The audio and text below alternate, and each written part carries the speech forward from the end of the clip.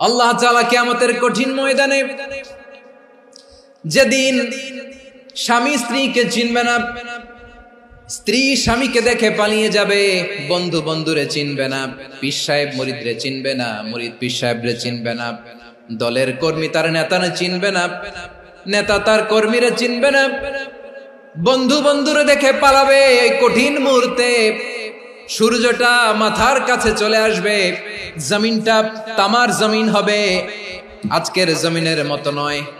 মানুষ ঘর্মাক্ত, ক্লান্ত, শ্রান্ত মাথার মগজগুলো কানের ছিদ্র আর নাকের ছিদ্র দিয়ে বেয়ে বেয়ে পড়বে। বিশ্বনবী ফরমান, কিয়ামতের ওই কঠিন ময়দানে 7 শ্রেণীর ব্যক্তিকে রব্বুল আলামিন তার আরশের নিচে ছায়া দিবেন। তার মধ্যে প্রথম শ্রেণীর ব্যক্তি হলো ইমামুন আদিল, যে ইনসাফের সাথে বিচার করে, যে জাস্টিস সমাজে সার্ভ করে, যে সুশাসন নিশ্চিত করে, ওই ইমামুন আদিল। আদিল শব্দটা বুঝছেন না? ইন্নাল্লাহা ইয়া'মুরু বিল আদল, পাইছেন? আদিল। 7 শ্রেণীর ব্যক্তিকে আল্লাহ তাআলা সুশীতল আরশের নিচে ছায়া দিবেন, যেদিন তার দেয়া ছায়া ছাড়া কোনো ছায়া থাকবে না। এর প্রথম হচ্ছে ইমামুন আদিল, ন্যায়পরায়ণ শাসক। চিল্লায় বলেন সুবহানাল্লাহ। আবার বিশ্বনবী বললেন, ইন্নাল মুকসিতিনা ইনদাল্লাহি আলা মানাবিরা মিন নূর আন ইয়ামিনির রহমান। কিয়ামতের দিন যারা ন্যায় পরায়ণ হিসেবে আল্লাহর সামনে দাঁড়াবে, কিয়ামতের দিন রব্বুল আলামিন তার আরশের ডান দিকে ওই ন্যায় পরায়ণ লোকদের জন্য আরশের ডান দিকে একটা নূরের মিম্বারে তাদেরকে বসার সুযোগ করে দিবে। আল্লাহর আরশের ডান দিকে ন্যায় পরায়ণ লোকদের জন্য আল্লাহ তাআলা নূরের মিম্বার বানাবে। 4টে কেন কথা মনে করেছেন? আল আদাল, জাস্টিস। ইন্নাল্লাহা ইয়া'মুরু বিল আদল। আল্লাহ তাআলা এই আদালতের নির্দেশনা দেন, সুবিচার, সুশাসন। প্রিয় ভাইয়েরা, এটা আমরা বাংলাদেশে চাই কি চাই না? এই যে অরাজকতা, এই যে অন্যায়, এই যে জুলুম, এই যে ইনকনসিস্টেন্সি সমাজের অসঙ্গতির প্রধান কারণ জাস্টিস নাই, সুবিচার নাই, সুশাসন নাই। শেষবারের মতো আওয়াজ করে বলেন তো, আমরা বাংলাদেশে আদল চাই কি চাই না? তাহলে প্রথম নির্দেশনা শেষ। আল্লাহ তাআলা তোমাদেরকে আদলের আদেশ দেন। এরপরে আল্লাহ বললেন, আমি তোমাদেরকে ইহসানের আদেশ দেই। ইন্নাল্লাহা ইয়া'মুরু বিল আদলি ওয়াল ইহসান। আমি তোমাদেরকে যেমনি আদলের নির্দেশনা দেই, তেমনি ভাবে তোমাদেরকে ইহসানের নির্দেশনা দেই। ইহসান, আওয়াজ করে সবাই বলেন তো ইহসান। ইহসান মানে কারো প্রতি সফট হার্টেড হওয়া, মহানুভব হওয়া, অনুগ্রহ পরায়ণ হওয়া, অনুগ্রহশীল হওয়া, একে অপরের প্রতি দয়াদ্র হওয়া। একে অপরের প্রতি দয়াদ্র, অনুগ্রহশীল হওয়া ছাড়া মানবিক সমাজ কশিনকালেও গঠন করা সম্ভব না। প্রিয় ভাইয়েরা, সুন্দর আচরণ দিয়ে, ইহসান দিয়ে যা জয় করা যায়, নরম আচরণ দিয়ে যেটা অর্জন করা যায়, কঠোরতা দিয়ে সেটা পারা যায় না। বিষ্ণু ঈসা ইসলাম ইহসান দিয়ে, কোমল আচরণ দিয়ে, তার অনুগ্রহ দিয়ে তিনি অনেক কাফিরের হৃদয়কে জয় করে ফেলেছেন। সাইয়েদনা সুমামা ইবনে উসাল রাদিয়াল্লাহু তাআলা আনহুর কথা মনে পড়ে যায়। তিনি ছিলেন ইয়ামামার বাদশা। মদিনাতে বিশ্বনবীকে হত্যা করার নিয়তে এসেছিলেন। গোপনে গোপনে বিশ্বনবীকে হত্যা করে আবার ইয়ামামাতে তিনি ফিরে যাবেন। কিন্তু কি অবাক করা কাণ্ড, হত্যা করতে পারে নাই, সাহাবাদের হাতে তিনি ধরা পড়ে গেলেন। সাইয়েদনা সুমামা ইবনে উসাল রাদিয়াল্লাহু তাআলা আনহু হত্যার নিয়তে আসলেন, কিন্তু হত্যা করতে পারলেন না। সাহাবারা ওনাকে ধরে ফেললেন, ধরে মসজিদে নববীর পিলারের মধ্যে বেঁধে রাখলেন। সুমামা ইবনে উসাল, সিরাত থেকে শুনে, সিরাত থেকে শোনাচ্ছি, রাদিয়াল্লাহু তাআলা আনহু ইয়ামামার অধিপতি ছিলেন। বিশ্বনবীকে হত্যার জন্য আসছেন, ধরা পড়ে গেছেন, এখন মসজিদে নববীতে বেঁধে রাখছেন। তার মানে বন্দী। এখন স্ট্যাটাস কি? বন্দী, ক্যাপটিভ। তো বিষ্ণু ঈসা ইসলাম সাহাবাদেরকে বললেন, তার খোঁজ খবর নিও, সুমামা ইবনে উসালের খোঁজ খবর নিও। সাহাবার বলেন, ইয়া রাসূলুল্লাহ, আপনাকে হত্যা করতে এসেছে, তার তো কঠিন ক্যাপিটাল পানিশমেন্ট হওয়া দরকার, কঠিন শাস্তি হওয়া দরকার। বিশ্বনবী বললেন, না, আমি যেটা জানি তোমরা সেটা জানো না, তোমরা সুমামার সাথে ভালো আচরণ করো। বিশ্বনবী সুমামার কাছে গেলেন। প্রথম দিন যে তিনি কালেমার দাওয়াত দিলেন, ইমানের দাওয়াত দিলেন, ইসলামের দাওয়াত দিলেন, রিসালাতের দাওয়াত দিলেন, আখিরাতের দাওয়াত দিলেন। পরের দিন যে বিশ্বনবী সালাতের দাওয়াত দিলেন, যাকাতের দাওয়াত দিলেন, ইসলাম কি, কিভাবে, কেমন করে পালন করতে হয় চমৎকার আর্টিকুলেট করতে শুরু করলেন। তন্ময় হয়ে সুমামা ইবনে উসাল রাদিয়াল্লাহু তাআলা আনহু বিশ্বনবীর কথাগুলো শুনতে আরম্ভ করলো। একদিন নয়, 2 দিন নয়, টানা 3 দিন বিশ্বনবী সুমামার কাছে ইসলামকে প্রেজেন্ট করেছেন, উপস্থাপন করেছেন। আওয়াজ করে বলেন, কয় দিন? 3 দিন। 3 দিন মসজিদে নববীতে বাধা। আর সাহাবীদেরকে বললেন, তার খোঁজ খবর নিও, তোমরা যে রুটি বানাও এর মধ্যে সবচেয়ে ভালো আটার রুটিটা তারে দিও, সবচেয়ে রিফাইন্ড খেজুর, যেটা পিওর খেজুর, এটা তারে দিও। আর বিশ্বনবী নিজের উট থেকে দুধ দহন করে ওনার বাড়ির এক কর্মচারীকে বলেছেন, দুধ দহন করে সুমামার জন্য নিয়ে যেও। সুবহানাল্লাহ পড়বেন না? সবাই তো অবাক, ইয়ামামা থেকে আসছে নবীকে হত্যা করতে, বিশ্বনবী দেখে তারে জামাই আদর করে।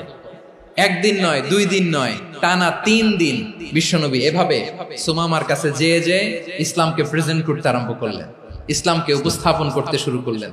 আর তাকে চমৎকার এন্টারটেইনমেন্ট, আপ্যায়ন দিতে আরম্ভ করলেন। টানা 3 দিন যখন ইসলামের দ্য বিউটিজ অফ ইসলাম, ইসলামের সুমহান বাণী, সৌন্দর্য তার কাছে উপস্থাপন শেষ, তাকে আপ্যায়ন শেষ, বিশ্বনবী বললেন সাহাবাদেরকে, যাও এবার সুমামার হাতের পায়ের রশি দুটো খুলে দাও। সাহাবারা তর্ক জুড়ে দিলেন, লা ইয়া রাসূলুল্লাহ, এমনটা করবেন না, তো ভয়ঙ্কর ভয়ঙ্কর খুনি, কি জানি কি হয়ে যায়। বিশ্বনবী বললেন, না, তার হাতে পায়ের রশিগুলো খুলে দাও। সাহাবারা বিশ্বনবীর কথা মতো তার হাতে পায়ের রশিগুলো খুলে দিল। সুমামা মুহূর্তের মধ্যে মসজিদে নববী থেকে বের হয়, ইয়ামামায় ফিরে না যে মসজিদে নববীর পাশে একটা খেজুর বাগান ছিল, সেখানে চলে গেলেন। সেখানে একটা ছোট্ট কুয়া ছিল, কুয়ার পানি দিয়ে তিনি গোসল করলেন। সুবহানাল্লাহ পড়েন। কুয়ার পানি দিয়ে গোসল করে মসজিদে নববীর সামনে এসে বিশ্বনবী এবং সাহাবাদের সামনে দাঁড়িয়ে সাব্বাবা উঁচু করে বললেন, আশহাদু আল্লা ইলাহা ইল্লাল্লাহ ওয়া আশহাদু আন্না মুহাম্মাদান আবদুহু ওয়া রাসূলুহু। আমি সাক্ষ্য দিচ্ছি আল্লাহ ছাড়া কোনো ইলাহ নাই, আর মুহাম্মদ আল্লাহ তাআলার প্রেরিত বান্দা এবং রাসূল। প্রিয় ভাইয়েরা, ইহসান দিয়ে যা জয় করা যায়, কঠোরতা দিয়ে সেটা কঠিনকালেও জয় করা যায় না। আওয়াজ করে বলেন, ঠিক কি না? এবার সুমামা দাঁড়িয়ে বলে, ওগো নবী, আমি তো কালিমা পড়ে মুসলমান হয়ে গেলাম, এবার শোনেন, এই মুহূর্তের আগে আপনার চেহারার চাইতে নিকৃষ্ট কোনো চেহারা আমার কাছে ছিল না, কিন্তু শাহাদা পাঠ করার পরে আপনার চেহারার চাইতে উত্তম শ্রেষ্ঠ কোনো চেহারা আমার কাছে আর নাই। ও নবী, আজকের দিনের আগে ইসলাম ধর্মের চেয়ে নিকৃষ্ট অপছন্দনীয় কোনো ধর্ম আমার কাছে ছিল না, কিন্তু এই মুহূর্ত থেকে ইসলামের চেয়ে সেরা শ্রেষ্ঠ পছন্দনীয় কোনো ধর্ম আমার কাছে নাই। নবী গো, আজকের দিনের আগে মদিনার চাইতে অপছন্দনীয় নিকৃষ্ট কোনো শহর আমার কাছে ছিল না, কিন্তু এই মুহূর্তের পর থেকে মদিনার চাইতে কোনো শ্রেষ্ঠ শহর আমার জানা নাই। সে ছিল গমের বড় ডিলার, গম বেচতো। কি বেচতো? তার গম কিনে মক্কার লোকেরা রুটি খাইতো। সে ঘোষণা দিল, আজকে থেকে মক্কাবাসীদের জন্য সব গম আমি হারাম করে দিলাম, মক্কাবাসী এখন না খেয়ে মরে। সুবহানাল্লাহ পড়বেন না? মক্কাবাসী বিশ্বনবীর কাছে আসলেন, এসে বললেন, মুহাম্মদ, আমরা তো তোমার ভাই, তোমার চাচা, তোমার ভাতিজা, তোমার আত্মীয়, তুমি সুমামারে বলো সে যেন আবার গমের সাপ্লাই মক্কার জন্য অনুমতি দিয়ে দেয়। বিশ্বনবীর অনুমতি ক্রমে সুমামা আবার মক্কাতে গম পাঠাতে শুরু করলো। পড়েন সুবহানাল্লাহ। ইহসান, ইহসান দিয়ে আপনি যেটা জয় করতে পারবেন, you can win the heart of your enemies. ইহসান দিয়ে আপনি আপনার শত্রুর হৃদয়কে জয় করতে পারবেন। এজন্য আল্লাহ বললেন, ওয়া আনফিকু ফি সাবিলিল্লাহি ওয়া লা তুলকু বিআইদিকুম ইলাত তাহলুকা ওয়া আহসিনু ইন্নাল্লাহা ইউহিব্বুল মুহসিনিন। তোমরা আল্লাহর রাস্তায় দান করবে আর নিজেরা নিজেদেরকে ধ্বংসের হাতে ঠেলে দিও না। তোমরা একে অপরের প্রতি ইহসান করবে, কারণ ইহসানকারীদেরকে আল্লাহ বড্ড ভালোবাসেন। সুবহানাল্লাহ পড়েন। আবার সূরা রহমানে আল্লাহ বললেন, হাল জাযাউল ইহসানি ইল্লাল ইহসান ফাবিআইয়ি আলা, সবাই পড়েন, ফাবিআইয়ি আলাই রাব্বিকুমা তুকাযযিবান। ইহসানের প্রতিদান হিসেবে ইহসানি হয়। বিশ্বনবী সুমামার প্রতি যেমন ইহসান করেছেন, সুমামাও ঠিক তেমন ইহসান ফিরিয়ে দিয়েছে। ঠিক কিনা বলেন? তাহলে 1 নম্বরে হচ্ছে আদ, ন্যায় বিচার। 2 নম্বরে সবাই বলেন ইহসান, সদাচরণ। ইহসান 2 ধরনের প্রিয় ভাইরা, ইহসান ফিল ইবাদা, ইহসান ফিল মুআমালা। ইহসান ফিল ইবাদা হচ্ছে একাগ্র অনুভবে ইবাদতে ডুব দেওয়া, এর নাম ইবাদতের ইহসান। সুবহানাল্লাহ পড়ুন। বিশ্বনবী বলেন ইহসান মানে কি জানো নাকি? হাদিসে জিবরিলে সাইয়েদনা জিবরিল আলাইহিস সালাম বিশ্বনবীকে বললেন আখবিরনি আনিল ইহসান। নবী আমাদেরকে বলেন ইহসান মানে কি? বিশ্বনবী বললেন আনতা আবুদাল্লাহা কাআন্নাকা তারাহু ফাইন লাম তাকুন তারাহু ফাইন্নাহু ইয়ারাক। ইহসান মানে হলো এমন ভাবে তুমি আল্লাহর সামনে নিজেকে উজাড় করে ইবাদত করবে, তুমি ভাববে তুমি আল্লাহকে দেখতে পাচ্ছ। আর এটা যদি ভাবা তোমার জন্য কঠিন হয়ে যায়, অন্তত এতটুকু তুমি ভাববা যে আল্লাহ তোমাকে দেখতে পাচ্ছেন। ঠিক কিনা বলেন? ও আমার বীর চট্টলার ভাইয়েরা, কেউ যেটা দেখে না সেটা দেখে কে? এই বিশ্বাস হৃদয়ের মধ্যে আছে? নামাজে যখন দাঁড়ান এই ফিলিংসটা আনা যাবে? এসা পর্যন্ত যে আমরা হায়াত পাবো কোনো গ্যারান্টি আছে? সবাই আওয়াজ করে বলেন গ্যারান্টি আছে? গ্যারান্টি নাই। এজন্য বিষ্ণু ইসলাম বলেছে এমন ভাবে নামাজে দাঁড়াও, ইবাদত করো, মনে করো হতে পারে এটাই আমার জীবনের শেষ নামাজ। Perform the salah as if this is your last and final prayer. এমন ভাবে সালাতে দাঁড়াও, ভাবো হতে পারে এটাই তোমার জীবনের শেষ নামাজ। এমন ভাবে নামাজে দাঁড়াও, ভাবো এটাই শেষ নামাজ। তাহলে নামাজে একাগ্রতা বাড়ায় দিবে কে? ফলে ইবাদতের ইহসান আমাদের অর্জিত হবে। আর মুআমালাতে ইহসান হলো, বিশ্বনবী বলেন ইন্নাল্লাহা তাবারাকা ওয়া তাআলা كتب الإحسان على كل شيء فإذا قتلتم فأحسنوا القتلة وإذا ذبحتم فأحسنوا الذبح وليحد أحدكم شفرته وليرح ذبيحته। ইহসান 2 ধরনের, আওয়াজ করে বলতে হবে কয় ধরনের?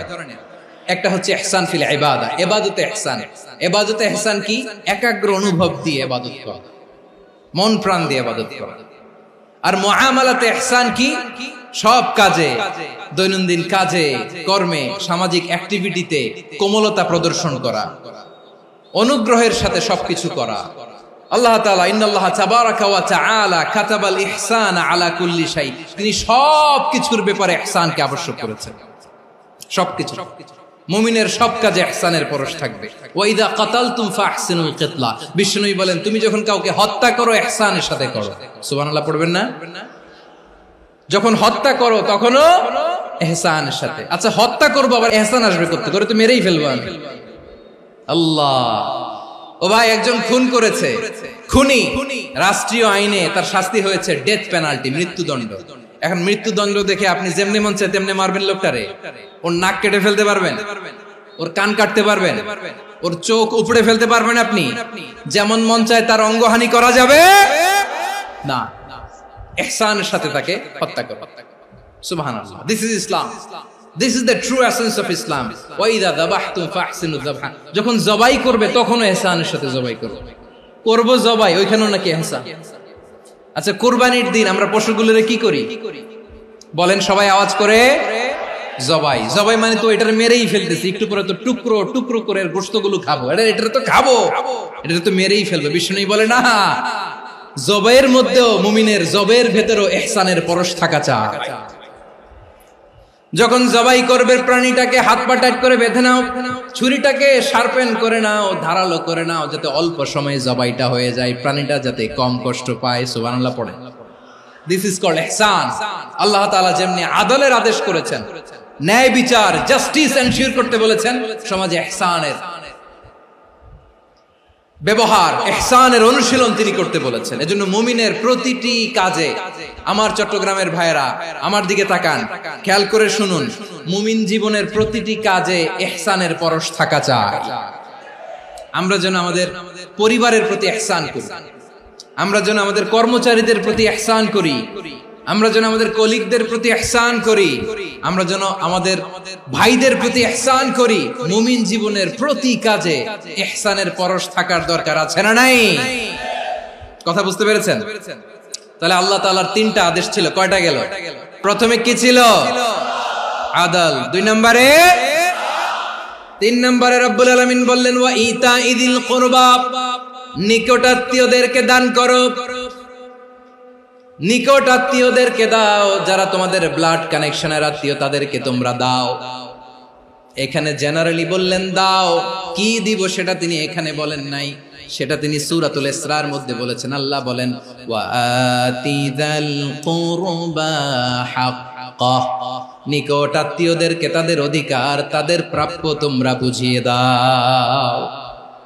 দেখেন, একটা শান্তির সমাজ, একটা সমৃদ্ধ সমাজ, একটা মানবিক সমাজ গঠনের জন্য আল্লাহ তাআলা বেশি না মাত্র তিনটা অর্ডার, তিনটা ভার্ডিক্ট তিনি জারি করেছেন। এক নাম্বার সুশাসন, ন্যায় বিচার। দুই নাম্বার ইহসান। তিন নাম্বার নিকটাত্মীয়, যারা কাছের, তোমার ভেরি ক্লোজ রিলেশনশিপে আছে, তাদেরকে দাও। দাও, দিলে বাড়িয়ে দেয় কে? অনেকে দিতে চায় না, কৃপণতা করে। দিলে বাড়ায় দেয় কে? ও মিয়া, মদিনার মধ্যে সবচাইতে গরিব সাহাবী ছিল বেলাল রাদিয়াল্লাহু তাআলা আনহু। ওনার এন্টায়ার অ্যাসেট, সম্পদের পরিমাণ কতদূর জানেন? একটা লুঙ্গি। বেলাল রাদিয়াল্লাহু তাআলা আনহু, ওনার টোটাল ওয়েলথের এস্টিমেশন হচ্ছে মাত্র একটা লুঙ্গি। একটা লুঙ্গি, টোটাল ওয়েলথ এস্টিমেশন, টোটাল সম্পদের পরিমাণ বেলাল রাদিয়াল্লাহু তাআলা আনহুর কি ছিল? ওই বেলাল রাদিয়াল্লাহু তাআলা আনহুকে বিষ্ণু ইসলাম বলেছেন আনফিক ইয়া বেলাল, ও বেলাল তুমিও দাও। ওয়ালা তাখশা মিন যিল আরশি ইখলালা, আরশের অধিপতির তো কোনো ঘাটতি নাই, তুমি দিলে ওই আল্লাহ তোমারে বাড়ায় দিবে। এজন্য আমার প্রিয় ভাইয়েরা, দিলে কমে না, দিলে বাড়ে। অনেকে ধরে রাখে, নতুন কিছু নিতে পারে না, হাত দিয়ে যেটা ধরে রেখেছেন এটা দিয়ে দেন, বড় একটা ধরার সুযোগ পাবেন। জোরে বলেন ঠিক কিনা? রব্বুল আলামিন বললেন ৩ নাম্বার আদেশ হলো তোমাদের প্রতি সমাজটারে কেমন করে মানবিক সমাজ, সুন্দর সমাজ গড়বা। ৩ নাম্বার আদেশ হলো ওয়া আতিদাল কুরবা হাক্কা, নিকটাত্মীয়দেরকে তাদের প্রাপ্য বুঝিয়ে দাও। এই নিকটাত্মীয়দেরকে তাদের অধিকার বুঝিয়ে দেওয়া, প্রাপ্য বুঝিয়ে দেওয়াতে আমাদের গাফলতি আছে না নাই? অনেকে দেখবেন অনেক আল্লাহওয়ালা, তাহাজ্জুদ গুজার, সেজদা দিতে দিতে কপালে কালো দাগ ফেলে দিছে, সে তার বোনের হকটা আদায় করে নাই, আছে না নাই? অনেক বড় হাজী সাহেব, বিশাল লম্বা দাড়ি, ছেলেরে সব দিয়ে দিছে, মেয়েরে কিছু দেয় নাই, মেয়ের হক আদায় করে নাই, আছে না নাই? এই হাজী সাহেবেরা, এই আল্লাহওয়ালারা কিয়ামতের ময়দানে আটকে যাবে। আপনি অন্যের অধিকার নষ্ট করেছেন, তাদের রাইটস কে ভায়োলেট করেছেন। এজন্য আল্লাহ তাআলা বলেন, কারো অধিকার যদি কেউ নষ্ট করে, ওই সমাজটা মানবিক সমাজ কঠিনকালেও হতে পারে না। এজন্য ৩ নম্বর আল্লাহ বললেন ওয়া ইতাইদিল কুরবা, নিকটাত্মীয়দেরকে দাও। কি দিবা? তাদের অধিকার দিয়ে দাও। বোনের অধিকার বুঝিয়ে দাও, মেয়ের অধিকার বুঝিয়ে দাও, ফুফুর অধিকার বুঝিয়ে দাও। দেখবেন অনেক মায়েরা ছেলের পাতে মুরগির রান দেয়, মেয়ের পাতে দেয় মুরগির ঠ্যাং। তো মেয়ের কি মুরগির রান খেতে মনে চায় না? মনে চায় না? এমনটা করা যাবে না। নিকটাত্মীয়দেরকে অধিকার দিয়ে দাও, নিকটাত্মীয়ের সাথে সুসম্পর্ক রাখো। আদেশটা কার? এজন্য প্রিয় ভাইয়েরা, জীবনে যদি বারাকা অর্জন করতে চান, নিকটাত্মীয়দের সাথে সুসম্পর্ক রাখতে হবে, তাদের জন্য উপহার পাঠাতে হবে। বিশ্বনবী বলেন লা ইয়াদখুলুল জান্নাতা কাতে, যে ব্যক্তি আত্মীয়তার সম্পর্ককে ছিন্ন করে দেয়, সে কঠিন কালেও আল্লাহর জান্নাতে ঢুকবে না। আপনি কি এটারে সহজ হাদিস মনে করছেন? এটা সহজ কথা। আপনি ভাবছেন আপনার নামাজ আপনারে বাঁচাতে পারবে, আপনার রোজা বাঁচাতে পারবে, আপনার তাহাজ্জুদ আপনারে বাঁচাতে পারবে? অধিকার নষ্ট করলে কিছুই আপনারে বাঁচাতে পারবে না। এজন্য নিকট আত্মীয়দেরকে দিতে হবে বেশি বেশি। বিশ্বনবী বলেন ইন্না সাদাকাতা আলাল মিসকিনি সাদাকা ওয়া আলা যির রাহিমি ইসনাতান সাদাকাতুন ওয়া সিলা। মিসকিন রে দান করলে শুধু দানের সওয়াব হয়, নিকট আত্মীয়কে দান করলে দুইটার সওয়াব হয়, সাদাকার সওয়াব হয়, আবার আত্মীয়তার বন্ধন অটুট রাখার সওয়াব হয়ে যায়। আবার বিশ্বনবী বললেন মান সাররাহু আইয়ুবসাতা লাহু ফি রিজকিহি ওয়া ইউনসা লাহু ফি আসারিহি ফালইয়াসিল রাহিমা। যে ব্যক্তি তার রিজিকের প্রশস্ততা চায় আর হায়াতে বরকত চায়, সে যেন তার আত্মীয়ের সাথে সুসম্পর্ক রাখে। আমার প্রিয় চট্টলার ভাইয়েরা, আমাদের রিজিক বাড়ুক, এটা আমরা চাই কি চাই না? সবাই চান? হ্যাঁ, আমাদের রিজিকে প্রশস্ততা আসুক, চাই কি চাই না? আমাদের হায়াতে বরকত আসুক, আমরা চাই কি চাই না? এই দুইটা যদি চান তাহলে নিকটাত্মীয়দের সাথে সুসম্পর্ক রাখবেন। পারবেন? তাহলে সমাজটারে মানবিক সমাজ বানায় দিবে কে? তিনটা আদেশ চলে গেল। 1 নম্বরে কি ছিল? 2 নম্বরে, 3 নম্বরে নিকটাত্মীয়দেরকে দান। আল্লাহ তাআলা তিনটা জিনিসের যেমনি আদেশ করেছেন, অনুরূপ ভাবে তিনটা বিষয় তিনি বারণ করেছেন, নিষেধ করেছেন। ওগুলোর কাছেও যাওয়া যাবে। রাব্বুল আলামিন বলেন, ওয়ায়ানহা আনিল ফাহশাই ওয়াল মুনকারি ওয়াল বাগি। আমি যেমনি তিনটি বিষয়ে আদেশ করলাম, অনুরূপ ভাবে তিনটি বিষয়ে বারণ করলাম, নিষেধ করলাম। আমার 1 নাম্বার নিষেধাজ্ঞা হলো অশ্লীলতার প্রতি। ফাহশা, ওয়ায়ানহা আনিল ফাহশা, আল্লাহ তাআলা অশ্লীলতাকে নিষেধ করেছেন। কোন জিনিসকে? সবাই বলুন, কোন জিনিসকে? যত ধরনের, যত টাইপের, যত ক্যাটাগরির অশ্লীলতা হতে পারে সব অশ্লীলতাকে হারাম করেছেন কে? ফাহশা মানে কি? কথায়, কাজে, আচরণে, কমেন্ট, ফেসবুকের কমেন্টসে যত ধরনের নোংরামো আছে, যত ধরনের অশ্লীলতা আছে, এটাকে আরবিতে বলে ফাহশা।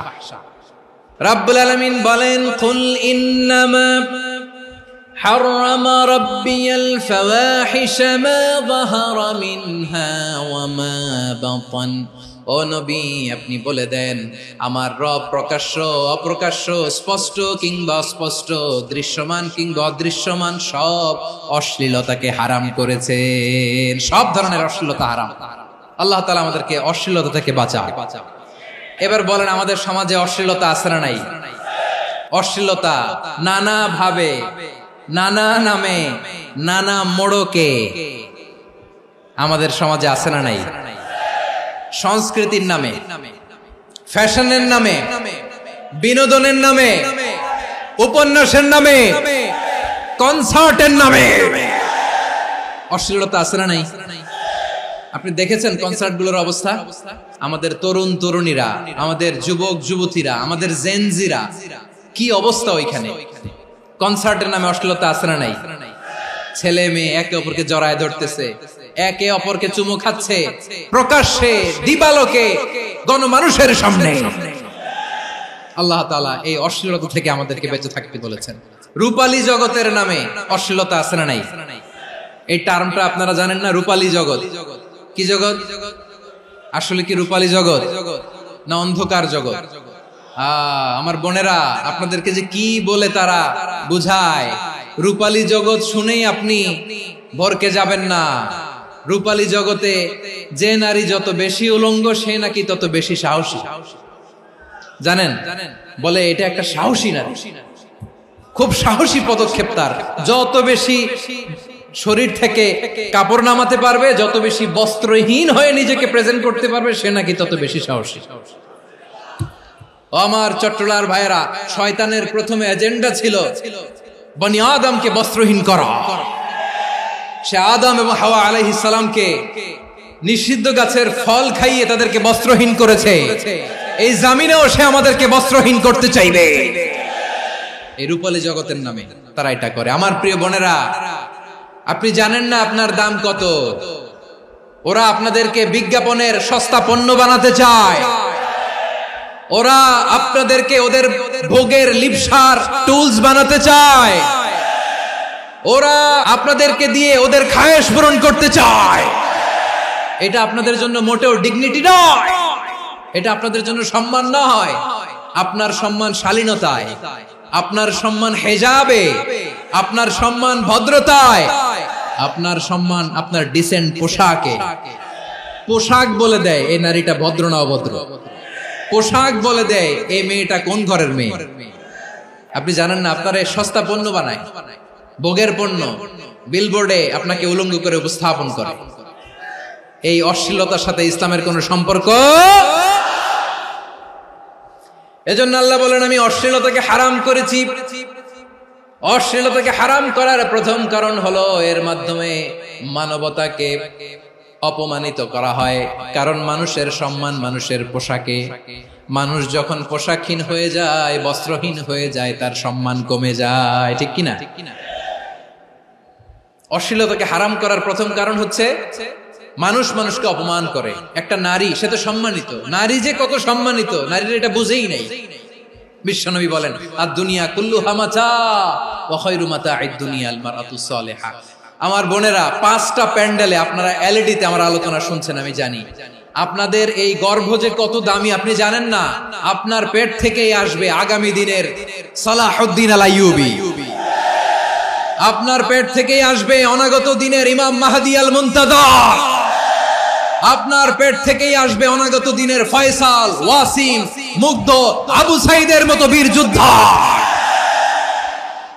আমার প্রিয় বোনেরা, আমার প্রিয় বোনেরা, বিশ্বনবীর কথার ওজন খেয়াল করেন। আদ-দুনিয়া কুল্লুহা মাতা ওয়া খায়রু মাতা'আদ দুনিয়া আল মারআতুস সালিহা।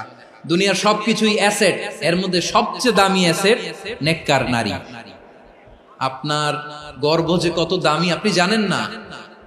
নিজের সময়টাকে কাজে লাগান, কোরআন পড়েন, সুন্নাহ পড়েন। আপনার অনেক দায়িত্ব ঘরে। You are the MD of your family. একটা ফ্যামিলি it's a very big institution. পরিবার একটা অনেক বড় প্রতিষ্ঠান, and you are the MD of your institution. আপনি এই পরিবারের MD, managing director of your family. এখানে আপনার কত দায়িত্ব। আপনি ছেলে মেয়েদেরকে তারবিয়া করবেন, আপনি আপনার স্বামীর জন্য ঘরটার জান্নাতের নীর বানাবেন, আপনার জন্য জান্নাতের ডুপ্লেক্স বাড়ি ওইখানে তৈরি করে রাখবে কে? আপনি যে কত দামি আপনি জানেন না। নারীদেরকে আল্লাহ বানিয়েছেন উচ্চতর করে, নিম্নতর নয়। নারীদেরকে ছোট্ট জিনিস দিলে এটার বড় করে দেয়। নারীদেরকে ভ্রূণ দিলে, শুক্রাণু দিলে নারী এটারে বাচ্চা হিসেবে উপহার দেয়, ঠিক কিনা? বিয়ের মাধ্যমে স্বামী যখন তার শুক্রাণু তার স্ত্রীকে উপহার দেয়, স্ত্রী রিটার্নে কি উপহার দেয়? ফুল ফর্ম বেবি, মানব সন্তান। দেখছেন, আপনি দিলেন একটুকুনি, দিছে বিশাল। আপনি যদি নারীকে বাজার এনে দেন, নারী এটাকে সুস্বাদু খাবারে রূপান্তর করে দেয়। আপনি তাকে একটা মুচকি হাসি দিয়ে দেন, সে তার কলিজা দিয়ে দেয়। কিন্তু যদি আপনি তার মনে কষ্ট দেন, সে আপনার জীবনকে জাহান্নাম বানায়া দেয়। নারীর মন বুঝতে পারলে নেয়ামত, বুঝতে না পারলে কিয়ামত। আমার প্রিয় বোনেরা, আপনি যে কত দামি আপনি জানেন না। অনেক দামি আপনি। আপনাদেরকে যেন ভোগের সস্তা পণ্য বানাতে না পারে, আপনাদেরকে সচেতন থাকতে হবে। তাহলে কেন আল্লাহ তাআলা এই ফাহশা, অশ্লীলতাকে হারাম করলেন? 1 নাম্বার, এতে হিউম্যান ডিগনিটি কমে। 2 নাম্বার, এতে মানুষের অধিকার নষ্ট হয়। আপনি বিয়ে করেছেন, এরে পরকিয়া করেন, ওর সাথে এরকম আছে না নাই? স্ত্রীর অধিকার নষ্ট করেছেন। আপনি বিবাহ সম্পর্কে আবদ্ধ হয়েছেন তার সাথে, আপনি পরকিয়া করেন ওই ছেলের সাথে, আপনি আপনার হাজবেন্ডের সাথে বিট্রে করেছেন। এজন্য আল্লাহ অশ্লীলতাকে হারাম করেছেন। অশ্লীলতাকে হারাম করার আরেকটা কারণ হচ্ছে আল্লাহ তাআলা এই হিউম্যান জেনারেশনকে এটাকে প্রিজার্ভ করতে চায়। হিফজুন নাসল, এটা মাকাসিদুশ শরিয়ার অনেক গুরুত্বপূর্ণ একটা মাকাসিদ, অনেক গুরুত্বপূর্ণ। আপনার নাসল, আপনার জেনারেশনকে সংরক্ষণ করা। এই যে আসতেছে ফেব্রুয়ারি, কত ফেব্রুয়ারি জানো? এটা কি বিশ্ব ভালোবাসা দিবস? হ্যাঁ, কি দিবস? এই বিশ্ব ভালোবাসা দিবসের সাথে মুসলমানদের কোনো সম্পর্ক নাই। আমার প্রিয় ভাইরা, এই যে আপনি অবৈধ সম্পর্কে জড়ালেন, কেন আল্লাহ অশ্লীলতাকে হারাম করেছে দেখেন। বলতেছিলাম যে এটা আপনার নাসল, আপনার জেনারেশন, আপনার লিনিয়েজ, আপনার বংশকে প্রিজার্ভ করা। কে কার বাবা, কে কার মা, বাবা মা জানা, প্রজন্মকে প্রিজার্ভ করা, এটা ইসলাম ওয়াজিব করে দিয়েছে। এই যে অবৈধ সম্পর্কের কারণে, বিশ্ব বেহায়া দিবসের কারণে, এগুলোর আউটকাম, আউটপুট হিসেবে মাঝে মাঝে এই ঢাকা মেডিকেলের ডাস্টবিনে নবজাতকের বাচ্চার কান্নার আওয়াজ শুনতে পাওয়া যায়।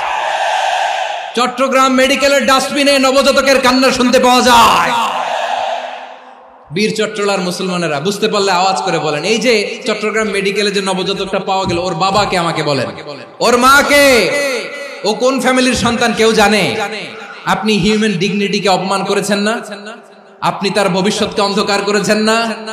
আপনি তার লিনিয়েজকে প্রশ্নবিদ্ধ করে দিয়েছেন না? এই জন্য আল্লাহ তাআলা অশ্লীলতাকে আমাদের জন্য হারাম করে দিয়েছেন। পড়েন সুবহানাল্লাহ। এই জন্য রাব্বুল আলামিন বলেন, কুল ইন্নামা হারামা রাব্বিয়াল ফাওয়াহিশা মা যাহারা মিনহা ওয়া মা বাতান। প্রকাশ্য অপ্রকাশ্য সব অশ্লীলতাকে হারাম ঘোষণা করে দিয়েছে কে? আবার দুনিয়ার বুকে যারা অশ্লীলতার প্রসার করে তাদের জন্য শাস্তি মজুদ রেখেছে কে? রব্বুল আলামিন বলেন ইন্নাল্লাযীনা ইউহিব্বুনা আন তাশিআল ফাহিশাতু ফিল্লাযীনা আমানু লাহুম আযাবুন আলীমুন ফিদ দুনিয়া ওয়াল আখিরাতি ওয়াল্লাহু ইয়ালামু ওয়া আনতুম লা তা'লামুন। নিশ্চয়ই যারা বিশ্বাসীদের মাঝে অশ্লীলতার প্রচার প্রসার করতে চায় তাদের জন্য আমি মর্মন্তুদ শাস্তি প্রস্তুত করে রেখেছি, দুনিয়াতেও রেখেছি, আখিরাতেও রেখেছি। ঘোষণাটা কার? যারা এই নাটকের নামে, সিনেমার নামে, রূপালী জগতের নামে, মুভির নামে, ওটিটি প্ল্যাটফর্মের নামে আমার সমাজে অশ্লীলতা ছড়াতে চায় তাদের জন্য কঠিন মর্মন্তুদ শাস্তি মজুদ রেখে দিয়েছে কে? ও আমার বোনেরা, এখনো আপনি জাগবেন না? এখনো আপনার চিন্তার দুয়ারে এখনো নাড়া পড়ে নাই? ওরা আপনাকে উলঙ্গ বানাতে চায়, ওরা আপনাকে আইটেম গার্ল বানাতে চায়। এজন্য ইসলাম অশ্লীলতাকে হারাম করেছে। হারাম। ইসলাম বলেছে যোজন যোজন দূরে থাকো, ওরা বলে না কাছে আসো, কাছে আসার গল্প, ক্লোজ আপ ওয়ান, কাছে আসার গল্প আছে না নাই? তাহলে অশ্লীলতার সাথে আমাদের কোনো সম্পর্ক? সবাই বলতে পারেননি, আওয়াজ করে বলুন, অশ্লীলতার সাথে আমাদের কোনো সম্পর্ক? আমরা এই সমস্ত ক্লোজ আপ ওয়ান, কাছে আসার গল্পের প্রোগ্রামে যাব? আমরা কোন ধরনের অশ্লীল কন্টেন্ট সোশ্যাল মিডিয়ায়, টিভিতে দেখব? কি যুগ যে আমরা কাটাচ্ছি আপনি কল্পনা করতে পারবেন না। পর্ন ইন্ডাস্ট্রি, নারী পুরুষের বস্ত্রহীন যুগল দৃশ্য, এটাকে দিয়ে ওরা কোটি ডলারের ইন্ডাস্ট্রি বানিয়েছে। পুরো মানব ইতিহাসে এরকম জঘন্য সময় মানব ইতিহাস পার করে নাই। পর্ন এটা ইন্ডাস্ট্রি হয়ে গেছে। আমাদের এই যুবকগুলো, জেনজিগুলো, ওদের চরিত্র বাঁচাবে কি করে? কেমন করে হেফাজত করবে ওদের এই মূল্যবান চরিত্র? আমার প্রিয় ভাইরা, এই অশ্লীলতার দ্য লেটেস্ট ভার্সন হচ্ছে LGBTQ, শরীফ থেকে শরীফা। শুনছেন আপনারা? দেখতে পুরুষ, আসলেই পুরুষ, সুস্থ একজন পুরুষ, 4 সন্তানের বাবা, বলে আমি মনে মনে নারী। দেখতে নারী, সুস্থ নারী, আসলেই সে দিব্যি একজন নারী, বলে আমি মনে মনে পুরুষ। সবচেয়ে ভয়ঙ্কর অশ্লীলতার সবচাইতে লেটেস্ট ভার্সন হচ্ছে এই ট্রান্সজেন্ডারিজম।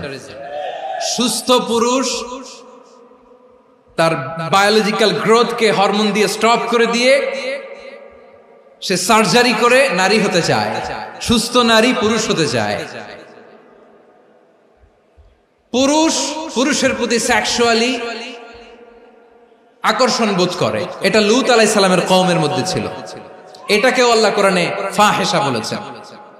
ওয়ালুতান ইয قال لقومه أتأتون الفاحشة ما سبقكم بها من أحد من العالمين।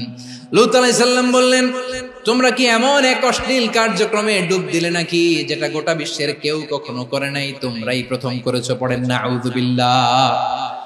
এই পশ্চিমের এই রোগ আমার দেশে যেন আসতে না পারে, আমাদের সজাগ থাকতে হবে। প্রিয় ভাইরা চিল্লায় বলেন ঠিক কিনা? পশ্চিমের অবস্থা ভয়ঙ্কর। পাশ্চাত্যে, আমি যুক্তরাষ্ট্রে ছিলাম অনেকদিন, কয়েক মাস, বিভিন্ন স্টেটে ঘুরেছি। গার্ডিয়ানরা উদ্বিগ্ন, ছেলে মেয়েদেরকে, ছোট্ট ছেলে মেয়ে, ওদেরকে জিজ্ঞেস করে, তুমি how do you feel right now inside yourself? তুমি ভিতরে ভিতরে কেমন ফিল করো? তোমার কি ছেলে ছেলে লাগে না মেয়ে মেয়ে লাগে? আচ্ছা বলেন, এই ছোট্ট বাচ্চাটা ওকে এগুলো জেন্ডার অ্যাসাইনমেন্ট বলতে এগুলো কিছু বুঝে? এইভাবে মিসগাইড করা হচ্ছে। কৌতূহল বশত ছোট্ট ছেলে যদি বলে আমার তো মেয়ে মেয়ে লাগে, তখন বলে যে না তুমি মেয়ে, ছেলে না। মা বাবা বাধা দিলে ওকে আলাদা গভর্নমেন্ট হাউসে নিয়ে যায়। ভয়ঙ্করতম অবস্থা। আমরা একটা সময় শুনতাম যে হুজুর আমার ছেলেটা খুব ভালো, হাফেজে কোরআন, আল্লাহওয়ালা। হুজুর আমার ছেলে দাড়ি রাখছে, আল্লাহওয়ালা। হুজুর আমার ছেলে 5 ওয়াক্ত সালাত জামাতের সাথে পড়ে, তার মানে আল্লাহওয়ালা। পশ্চিমে যে আমি কি শুনছি জানেন? ওরা বলে হুজুর আমার ছেলেটা ইউনিভার্সিটির একটা মেয়ের সাথে প্রেম করে, ও খুব আল্লাহওয়ালা, হুজুর দোয়া করবেন। এর কারণ ওদের কাছে আল্লাহওয়ালার ক্রাইটেরিয়া হচ্ছে হুজুর আমার ছেলেটা আরেক ছেলের পছন্দ করে নাই, আমার মেয়েটা আরেক মেয়েকে ভালোবাসে নাই, এজন্য আমার ছেলেটা আল্লাহওয়ালা হুজুর ওর জন্য একটু দোয়া করে দিয়ে। কি চ্যালেঞ্জ ওরা ফেস করতেছে। ওনার ছেলে যে আরেক ছেলেরে বিয়ে করবে না, এটাতেই উনি খুশি যে আলহামদুলিল্লাহ আমার ছেলেটা একটা মেয়েরে ভালোবাসে, আমার মেয়েটা একটা ছেলেরে ভালোবাসে, মানে এটা খুব আল্লাহওয়ালা। নাউজুবিল্লাহ পড়তে পারলেন না? এজন্য অশ্লীলতার সাথে আমাদের কোন সম্পর্ক। রাব্বুল আলামিন বলেন ওয়ায়ানহা আনিল ফাহশাই ওয়াল মুনকারি ওয়াল বাগি, তিনটা জিনিসকে আমি নিষিদ্ধ করলাম। এক নাম্বার হলো ফাহশা, অশ্লীলতা। দুই নম্বরে হলো মুনকার, সমস্ত মন্দ কাজ। মুনকার মানে হচ্ছে যত মন্দ কাজ, খারাপ কাজ, বাজে কাজ, এটার বলে মুনকার। এটার কি বলে? আপনারা পড়ছেন না তা'মুরুনা বিল মা'রুফি ওয়া তানহাউনা আনিল মুনকার, সৎ কাজের আদেশ, অসৎ কাজের নিষেধ। মুনকার, মুনকার হচ্ছে মানুষের স্বাভাবিক বিবেকবোধ যেটাকে খারাপ বলে, ওইটাই মুনকার। পৃথিবীর সব আসমানি গ্রন্থ যেটাকে খারাপ বলেছে, মানুষের স্বাভাবিক বিবেকবোধ যেটাকে খারাপ বলেছে, এগুলো সব মুনকার। যেমন ইফতিজিং, এটা কি ভালো না খারাপ? মজুদদারি, খাদ্যে ভেজাল দেওয়া, ওজনে কম দেওয়া, মাছে ফরমালিন মিশানো, চাঁদাবাজি, টেন্ডারবাজি, দখলবাজি, এগুলো আমাদের স্বাভাবিক বিবেকেই বলে এগুলো খারাপ, এগুলো হচ্ছে মুনকার। আল্লাহ তাআলা এই মুনকার থেকে আমাদেরকে বেঁচে থাকতে বলেন, আর শয়তান এই মুনকারের প্রতি আমাদেরকে উদ্বুদ্ধ করে। আল্লাহ তাআলা বললেন ইয়া আইয়ুহাল্লাযীনা আমানু লা তাত্তাবিউ খুতুওয়াতিশ শাইতান ওয়া মান ইয়াত্তাবি' খুতুওয়াতিশ শাইতানি ফাইন্নাহু ইয়া'মুরু বিল ফাহশাই ওয়াল মুনকার। আল্লাহ বললেন আমার গোলামেরা শোনো শোনো, ও আমার বিশ্বাসী বান্দারা খবরদার, তোমরা কশিনকালেও শয়তানের পদাঙ্ক অনুসরণ করবে না, কারণ শয়তান তোমাদেরকে অশ্লীলতা এবং মন্দ কাজের দিকে উদ্বুদ্ধ করে। আমাদের কাজ হচ্ছে শয়তান আমাদেরকে যেদিকে নিতে চায় আমরা তার উল্টা দিকে যাব। শয়তান এই মন্দ কাজকে আমাদের কাছে বিউটিফাই করে, চাকচিক্যময় করে আমাদের সামনে উপস্থাপন করে। এজন্য আল্লাহ বলেন মুনকারকে থামাতে হবে, মুনকার প্রতিরোধ করতে হবে। মুনকার প্রতিরোধের দায়িত্ব শুধু আমাদের নাকি? শুধু আপনার খতিব সাহেবের, ইমাম সাহেবের, নাকি মুসলিম উম্মার সবার? আওয়াজ করে বলুন, মুনকার অসৎ কাজ প্রতিরোধের দায়িত্ব কার? রাব্বুল আলামিন বলেন কুনতুম খায়রা উম্মাতিন উখরিজাত লিন-নাসি তা'মুরুনা বিল মা'রুফি ওয়া তানহাউনা আনিল মুনকার। তোমাদেরকে শ্রেষ্ঠ জাতি করে জমিনের মধ্যে আবির্ভূত করা হয়েছে, যাতে করে তোমরা জমিনের ভেতরে সৎ কাজের আদেশ করতে পারো আর অসৎ কাজের নিষেধ করতে পারো। উম্মাহ, কুনতুম খায়রা, তাহলে গোটা উম্মার দায়িত্ব, এটা বুঝতে পারছেন তো? আচ্ছা, আরো নিচে আসেন। এরপরে আল্লাহ বললেন শুধু উম্মাহ না, এই জমিনের রাজত্ব আমি যাদের হাতে দেই, এই জমিনের মালিক আমি যাদেরকে বানিয়ে দেই, যাদেরকে আমি সরকারের দায়িত্ব দেই, তাদেরকেও মুনকারের প্রতিরোধের দায়িত্ব দিয়েছে কে? আল্লাহ বলেন যারা ক্ষমতার মসনদে বসেছে তাদেরকে 4 দফা কর্মসূচি আমি আল্লাহ দিলাম। আওয়াজ করে বলেন কয় দফা? আল্লাহ বলেন আল্লাযীনা ইম্মাক্কান্নাহুম ফিল আরদি আকামুস সালাতা ওয়া আতাউজ যাকাতা ওয়া আমারু বিল মা'রুফি ওয়া নাহাউ আনিল মুনকার ওয়ালিল্লাহি আকিবাতুল উমুর। যারা এই জমিনের উত্তরাধিকার হয়েছে তারা 4 দফা কর্মসূচি নিয়ে সামনে আগাবা। সালাত কায়েম করবা, যাকাত আদায় করবা, সৎ কাজের আদেশ দিবা, অসৎ কাজ থেকে মুনকার প্রতিরোধ করবা। আদেশটা কার? আমার প্রিয় চট্টলার ভাইরা, পুরো উম্মার দায়িত্ব মুনকার প্রতিরোধ করা, সরকার প্রধানের দায়িত্ব মুনকার প্রতিরোধ করা। এরপর আল্লাহ বলেন প্রতিটা ফ্যামিলির যিনি প্রধান সিইও বাবা, প্রত্যেক বাবারও দায়িত্ব এই মুনকার প্রতিরোধ করা। আওয়াজ করে বলেন ঠিক কি না? যেমনটি সাইয়েদনা লোকমান আলাইহিস সালাম ওনার কলিজার টুকরা সন্তানকে আদেশ করেছেন, ইয়া বুনাইয়া আকিমিস সালাতা ওয়া'মুর বিল মা'রুফি ওয়ানহা আনিল মুনকার। পড়েন সুবহানাল্লাহ। বাবা ছেলেকে সবক দিচ্ছে। লোকমান আলাইহিস সালাম ছেলেকে বলতেছে, ওরে আমার কলিজার টুকরা সন্তান, ওরে আমার বাছা, নামাজ কায়েম করবা, সৎ কাজের আদেশ দিবা, আর মুনকার প্রতিরোধ করবা, অসৎ কাজ সমাজ থেকে খারাপ কাজকে ঝেঁটে বিদায় করে দিবা। তাহলে দেখেন আমি স্টেপ বাই স্টেপ নামলাম। পুরা উম্মার দায়িত্ব, জমিনের উত্তরাধিকারী আল্লাহ যাদেরকে বানিয়েছেন সরকার, তাদের দায়িত্ব, প্রতিটি ফ্যামিলির প্রধানের দায়িত্ব, এরপরে বিশ্বনবী বলেন সচেতন প্রতিটি মুসলিমের দায়িত্ব সমাজ থেকে মুনকারকে উৎখাত করা। বিশ্বনবী বলেছেন, মান রাআ মিনকুম মুনকারান ফালিয়ুগাইয়িরহু বিয়াদিহি ফাইন লাম ইয়াস্তাতি ফাবিলিসানিহি ওয়া ইন লাম ইয়াস্তাতি ফাবিকলবিহি ওয়া যালিকা আযআফুল ঈমান। সমাজে যে মুনকার দেখবে, খারাপ কাজ দেখবে, সেজন্য হাত দিয়ে সেটাকে থামায়। আমার প্রিয় ভাইরা, না থামালে আমরাই ডুববো শেষমেশ। আমাদের বাঁচার জন্য হইলেও থামাইতে হবে। রব্বুল আলামিন বলেন, ওয়াত্তাকু ফিতনাতাল লা তুসিবান্নাল্লাযীনা যালামু মিনকুম খাসসা। ও আমার গোলামেরা, ওই আযাবকে ভয় করো যে আযাব যখন আমি জমিনের বুকে পাঠাই, শুধু জালেমদেরকেই মারি না, আলেমদেরকেও মারি। আযাব যখন আসে তখন শুধু জালিমই মরে না, আলেমও মরে। জানেন, মুসা আলাইহিস সালামের পায়ে একবার লাল পিঁপড়া, তো উনি রেগে মেগে পাশি দেখে লাল পিঁপড়ার বাসা, পা দিয়ে ডলে মুছে সবগুলো পিঁপড়া মেরে ফেলছে। এই ঘটনাটা আল্লাহ ঘটিয়েছেন এজন্য। মুসা আলাইহিস সালাম ছিলেন কালিমুল্লাহ, সরাসরি আল্লাহর সাথে কথা বলতেন। তিনি আল্লাহকে জিজ্ঞেস করেছিলেন, আল্লাহ তুমি যখন কোন জনপদে আযাব পাঠাও, শাস্তি দাও, ওখানকার শুধু জালেমরাই তো মরে না, ভালো মানুষগুলাও মরে, তো আযাব দিবা মুশরিকদের উপর দিবা, অবাধ্যদের উপর দিবা, ভালো মানুষগুলোরে মারো কেন? আল্লাহ বললেন, মুসা তোমার যে কামড় দিছিল পায়ের মধ্যে পিঁপড়া, কয়টা পিঁপড়া? একটা পিঁপড়া, তো সবগুলারে মারলা কেন? রেগে মেগে পুরো পিঁপড়ার বাসা ভেঙে মেসাকার করলা কেন? আমি যখন অ্যাকশনে যাই, আমি যখন শাস্তি দেই, তখন এত বাস বিচার করা হয় না, বাস বিচার করা যায় না। যখন অ্যাকশনে যাওয়া হয়, ওইটা ডাইরেক্ট অ্যাকশন হয়ে যায়। চিল্লায় বলো ঠিক কি না? এজন্য আমাদের বাঁচার জন্য হলেও এই পাপ থামাতে হবে, এই শয়তানের অট্টহাসি থামাতে হবে, অন্যায় অপরাধ সমাজ থেকে আমাদের থামাতে হবে। কারণ আযাব আসলে ওরাও মরবে, আমরাও মরব।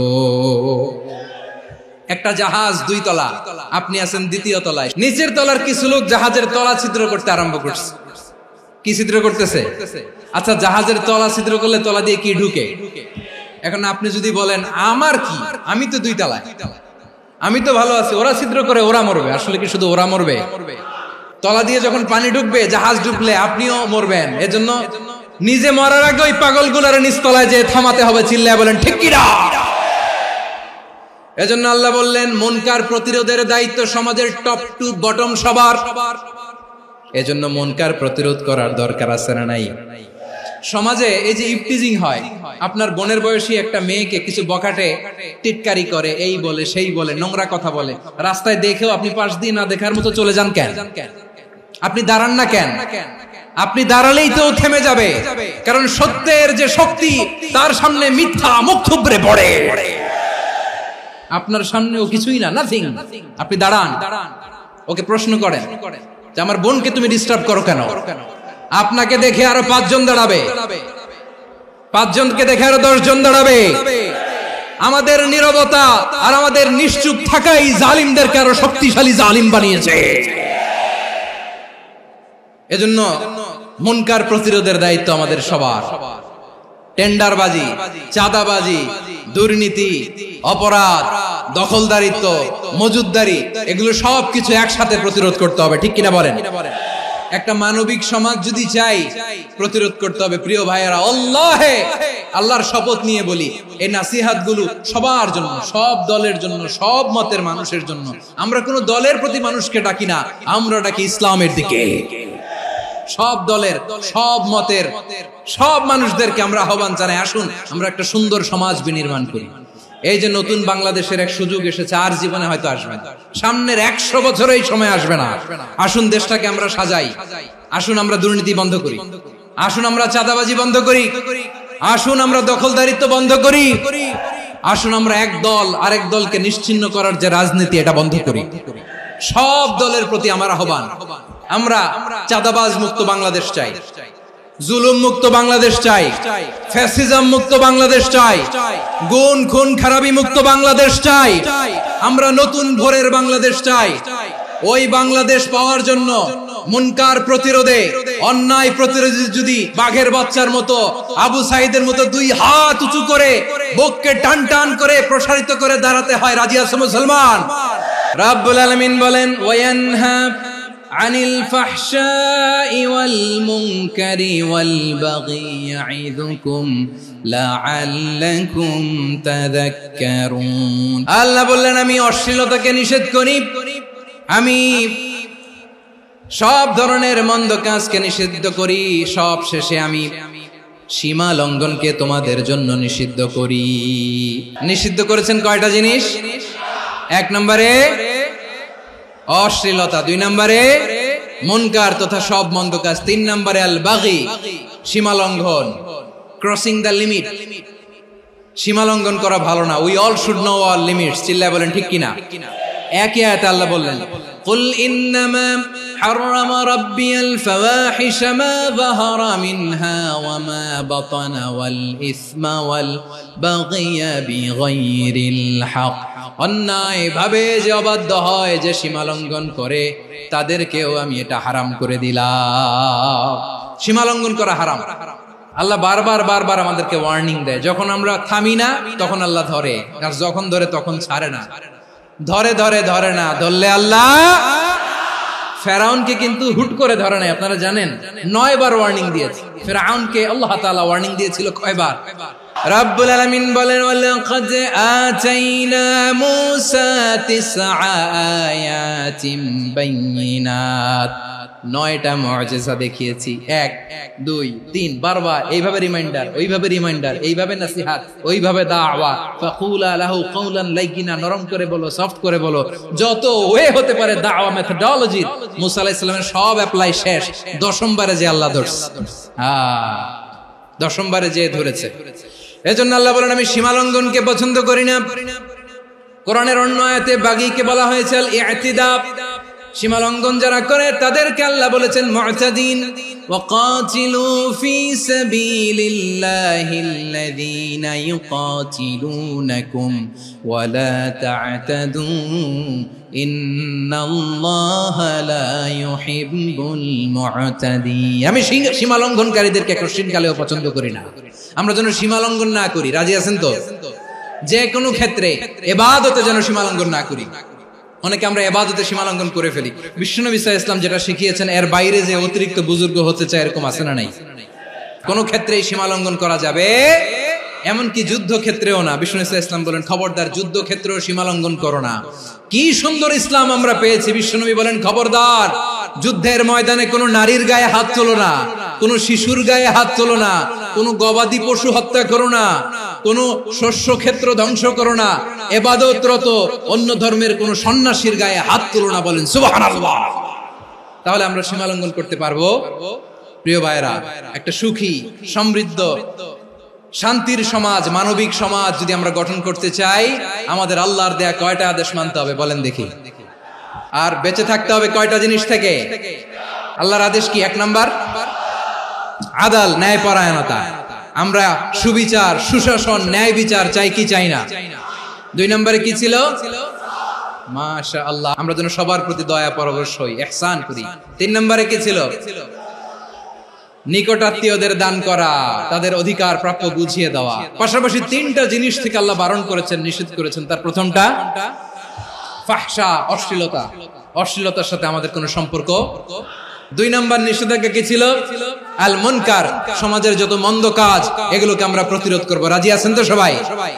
3 নম্বরে আল বাগী, সীমালঙ্ঘন। কোন মুসলিম সীমালঙ্ঘন করে না। রাব্বুল আলামিন শেষে বললেন, ইয়াইদুকুম লাআল্লাকুম তাযাক্কারুন। আল্লাহ তোমাদেরকে উপদেশ দেন যাতে তোমরা শিক্ষা গ্রহণ করো। আমরা উপদেশ দেব, আমরা জোর করে কাউরে কিছু মানাতে চাই না। লা ইকরাহা ফিদ্দিন ওয়াযাক্কির ফাইন্না যিকরা তানফাউল মুমিনিন। উপদেশ দিলে এটা মুমিনদের কাজে দেয়। লাস্তা আলাইহিম বিমুসাইতির ইন্নামা আনতা মুযাক্কির। নবী হে, আপনি রিমাইন্ডার দাতা, আপনি উপদেশ দিবেন। আমরাও বিশ্বনবীর এই হাদিসগুলো থেকে, কোরআনের আয়াত থেকে রিমাইন্ডার, এই কথামালা বাণী বাহক হিসেবে এই বাণীগুলো আপনাদের সাথে কাছে পৌঁছে দিলাম। আমরা আল্লাহ তাআলার কাছে প্রার্থনা করি, আল্লাহ আমরা যেন আদল দিয়ে আমাদের সমাজকে গঠন করতে পারি। আল্লাহ আমরা যেন ইহসান করতে পারি, আমরা যেন নিকটাত্মীয়দের দান করতে পারি। আল্লাহ যত ধরনের অশ্লীলতা, অনাচার, মন্দ কাজ, সীমালঙ্ঘন, অবাধ্যতা থেকে যেন আমরা বেঁচে থাকতে পারি। আল্লাহ তাআলা আমাদের সবাইকে কথাগুলো বুঝার ও আমল করার তৌফিক দান করুক। হাযা মা ইনদি ওয়াল ইলমু ইনদাল্লাহ আলাইহি তাওয়াক্কালতু ওয়া ইলাইহি উনীব। সুবহানাকাল্লাহুম্মা বিহামদিকা আশহাদু আল্লা ইলাহা ইল্লা আনতা আস্তাগফিরুকা ওয়া আতুবু ইলাইক।